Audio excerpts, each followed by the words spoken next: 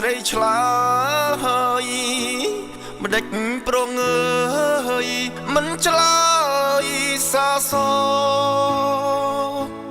ខឹងរឿងអ្វីអូនមិនស្រដីតបបងឬខុសចិត្តនោះឡងបានជាស្រីអូនខឹងប្រយោជន៍អ្វីបានថ្នមត្រឹមកាយ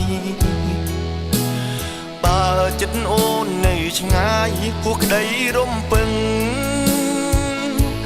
ភ្លេងរាត្រីប្រគំប្រឡំប្រលឹងដើមជ្រៃឈរប្រប់មាត់ស្ទឹងសូមជួយបញ្ជាក់ចិនដា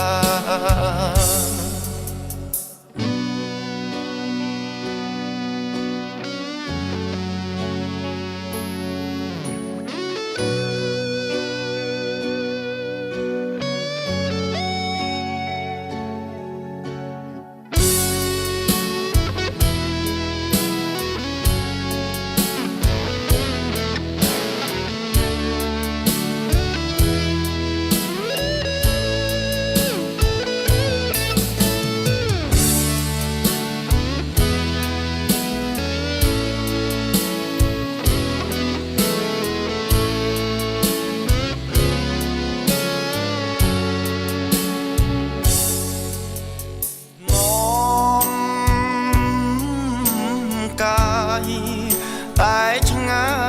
យចិត្តស្នេហ៍ក្នុងខ្ទមស្រែក្រោមខែភ្លឺថ្លាសុំលេងខ្លុយអន្តងរកចិត្ត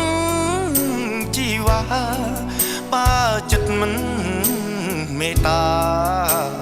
បេះដូងត្រៀមក្រំប្រយោជន៍អ្វីបានថ្នមត្រឹមកាយបើចិត្តអូននៅឆ្ងាយហួសក្តីរំពឹង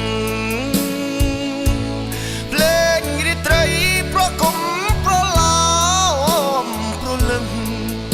ដើមជ្រៃឈរប្រប់មាត់ស្ទឹងសូមជួយបញ្ជាក់ចិនដាអូអ្នកណាទៅបានចិត្តបានមានស្ងួនផ្ដោតក្តីអាណិតសូមប្រាប់ការពិតឲ្យរៀមដឹងផង